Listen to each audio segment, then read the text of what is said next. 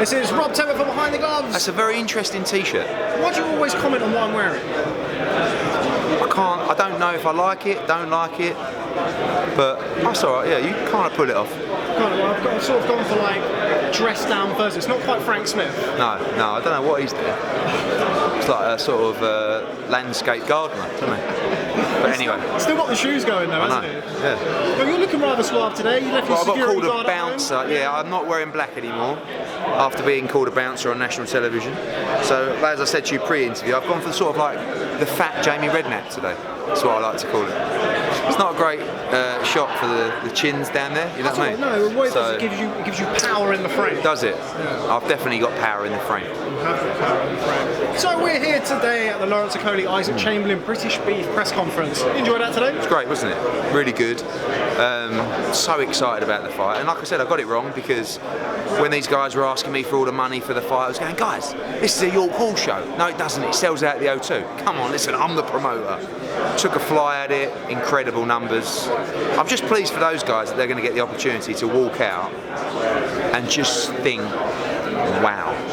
But the beauty of that is the great fighters thrive on it and the weak may crumble. So what happens? Are we going to see another Dillian Whyte, Anthony Joshua, where we saw a similar rivalry, the bell went and just all hell broke loose? Or are we going to see measured performances, people who can apply tactics? We'll see. It gives it that extra dimension, doesn't it? That packed O2. Does it make it a different fight than to being at York Hall? Yeah, I mean York Hall is like a bear pit, you know, and it's a brilliant venue. I absolutely love it. But the O2 is you know, big event stuff, and it's a great venue. And I don't know whether it's this fight or whether it's just what we're doing. But we start the year, like here, unbelievable ticket sales. They've all come out in Sheffield again for Kell Brook. White against Brown, massive numbers at the O2 already. Khan's nearly a sellout.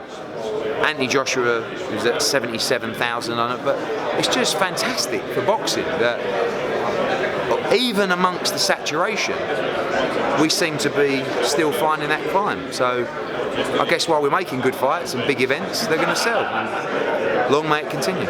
As you said, when you first announced this fight, you said it was an O2 show. I think I actually reminded you of that when it was first mentioned. Now it's not only at the O2, but thriving and doing a lot of ticket sales. Has it surprised you? It has, yeah.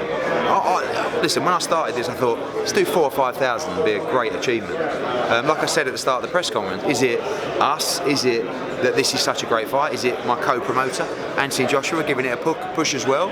I don't know. We've worked so well all round. Lawrence has done a great job. Isaac's done a great job. Matchroom done a great job. AJ Boxing's done a great job. So it's just been a great team effort.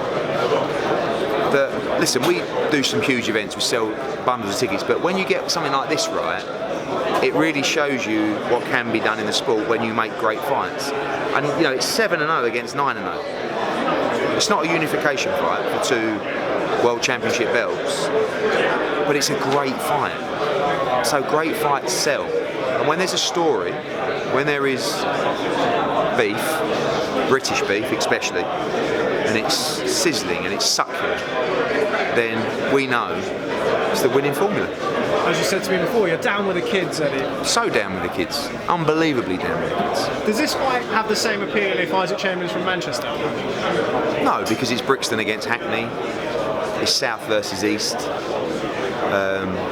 Could be called London beef, but I'm not sure there's such thing. So the friends know each other. You know, the two fighters. There's always a bit of chat on the streets, in the gyms. So just that extra needle, really. But I think both guys have actually realised now. Okay, there's a lot of needle, but by the way, there's an awful lot on the line here because the winner goes on to be a real star in British boxing. The loser, I believe, can still go on to be a star. It's going to take him a little bit longer, but there's a lot on the line.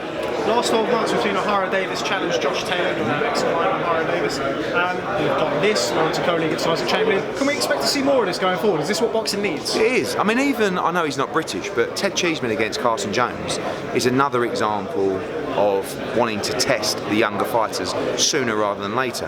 And I'm so excited about that fight because it's all very well giving these guys the opportunity to go out and learn the sport and look great and beat people up. What happens when the guy starts hitting you back? What happens when you unload 5 or 6 punches on a chin and he keeps coming? When he's in the clinch and you feel his power and his strength, and you get to 7 or 8 rounds and they start questioning your heart. That's what we want to see. Is Ted Cheeseman the real deal? If he is, after just 10 fights and at 22, he will beat Carson Jones. If he does, it doesn't mean he's ready for the world title, but what it means is he's an exceptional talent. And what I love about Carson Jones is he's not a journeyman. He's here with his team to win. So I cannot wait for Ted Cheeseman against Carson Jones because he's going to tell us so much. And so is the main event. And that for me is exciting because you give these kids the platform and then you say, off you go. You let them off the lead and you go, go on, it's up to you now, mate. Is there any hesitancy when putting somebody in with Carson Jones? Because obviously he gave Kelbrook nightmares, he stopped Brian Rose, last year another one of the unbeaten prospects, Ben Hall. Was there ever think, you know what, Carson Jones... So what happens is Ted Cheeseman says, I want to step up. Tony Sims says, we want to step up. So I look at the division, okay, and I think, okay, and then all of a sudden, on BoxRec, I see Carson Jones. And I look at it and I go, oh, Carson Jones, Ted Cheeseman. They won't have that. Phoned up Tony, phoned up Tony Greco first, who's Carson Jones' promoter. I said, got a guy, Ted Cheeseman, yeah, we'll have it, as he does. Phoned up Tony Sims, he said, let me speak to Ted, come back, he said, yeah, we'll have Carson Jones. I went, but it's not really, like, all I can do is give you the opportunities, the opponents and the platform. The fighter and the training team will make the decisions. It's a bit like Okolie-Chamberlain. If it was me doing it, I probably wouldn't do it right now. But that's probably bad news for the fans. But Brian Shaughnessy, Anthony Joshua, Ted Bammy on the other side, yeah, the fighters, 100%. Let's do it. Very noble of you not to take the credit for that, Eddie. No, you're right. Actually, it was all down to me. Fight that I think is going massively under the radar on this card. Obviously, we've got Okolie-Chamberlain, Carson Jones against Ted Cheeseman. I think Reece Bellotti against Ben Jones. Brilliant fight. Yeah, really good fight for the Commonwealth title. You know what's going to happen, and I have to say, and I know people might laugh at me. There's nothing there. Reece Bellotti is one of the biggest punchers in the division worldwide. I've not seen a puncher with so much power who looks like a quiet boy at the same time. He's 11-0 with 10 knockouts. He hits so hard. The problem for Ben Jones is he likes to have a fight, and the way to try and beat Reece Bellotti is to try and outbox him with a little bit of power. And you saw Jason Cunningham do that really well for 5 rounds and then just get absolutely annihilated by the power after that. Ben Jones, I don't think, won't do that. He likes to come forward. This is going to be a head-on collision. Don't blink. Someone's getting knocked out, in my opinion, within 4 rounds. Quite the sell, Eddie. Not Thank like you. No, normally shy. Just touching on your co-promoter. Not here today. No, I can't believe it. I have to dock his money. He's training in Sheffield. Something about a unification fight coming up. Oh, so I did hear something. Yes, it's been brilliant. And I said to AJ the other day, I said, you're pushing this fight harder than you push your own fight. And he's, believe it or not, he actually doesn't have an ego at all. He doesn't like pushing his own fights because he thinks it's a bit corny, like, you know, buy my pay-per-view now. He'd rather just sort of do it subtly or get me to do it. So for this fight, he's like, do you want me to do anything? Do you want me to, you know, tweet something or put something on my Instagram? I'm like, you don't do this for your shows. But when I asked him to do it, he said, what do I have to do? I said, come to the first press conference, come to the fight, let's use your platform, let's interact with your fan base as well, which is huge. And that has definitely been a contributing factor to the success of this show, which is something that we're working on together for future shows and in America as well. And the model has worked, so it's going to be really interesting. And one of the things that were initially raised with the announcement of this fight with AJ as a co-promoter was the potential for him maybe going down the promotional route. The fact that he's not here today kind of signals to me that maybe, you know... He's got absolutely no interest in being a promoter at the moment, while he's fighting. When he's said and done, that might change. But you can't get in a car for 9 hours and go to Liverpool and back and then go to the next one the next day when you're training to fight for the world heavyweight title. So it's worked well as a business opportunity. It's been great for him as an experience. It's been great for him. Don't forget, there's a team behind Anthony Joshua, not just us, but AJ Boxing, Soapbox as well, and we've all been working together on this card, and we've worked, as you've seen on the AJ shows, brilliantly together. So I don't think you'd expect to see Anthony promoted anytime soon, but he's enjoyed the experience, and I'd like to get him involved in as many shows as possible, especially if we do these crowd numbers. From a conventional sense, I get that. I get that he's not going to be travelling up and down. But you look at somebody like Floyd Mayweather, once he left Bob Arum, he promoted his own shows. Is that a possibility in the future? I don't know. People ask me, do you think AJ will ever leave you? I don't know. If you have to ask me the question, I say no. But nothing, he's a very loyal guy. Okay, he's a very loyal guy.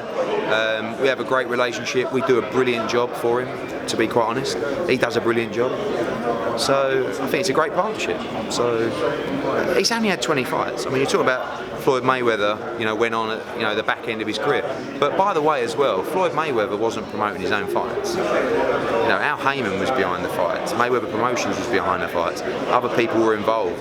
So I don't know. At the moment, I think we've got a great relationship.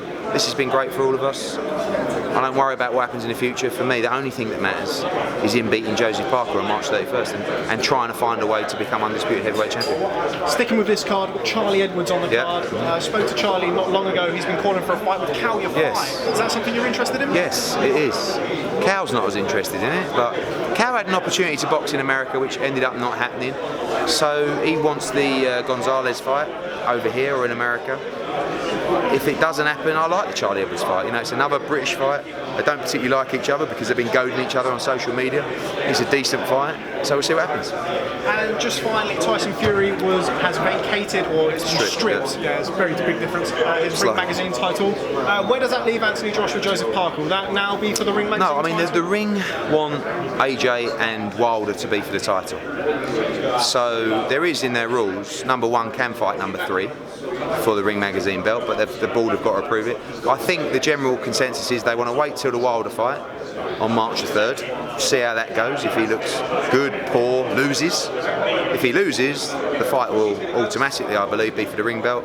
But I do believe it should be for the Ring Magazine belt. You've got number 1 in the world in the Ring Magazine ratings in AJ, number 3 in Parker. But obviously, AJ against Wilder for the Ring Mag belt would be excellent as well. So I'll leave it to those guys to make a decision. Good thing about the Ring Mag is there isn't really politics. They're not a governing body, so they make their own decisions from their committee, and we respect anything they do. Okay, and just finally, Eddie, can you? You said that 3 times. Yeah. Can you just tell us what to expect on Saturday night? Tuning into expect an unbelievable night, 7 o'clock. Look at the card. Former world champion Paul Butler, former world title challenger Charlie Edwards, some of the best young prospects in the sport, Gamal Yafai, Felix Cash as well. Brilliant Nick Webb, undefeated heavyweight.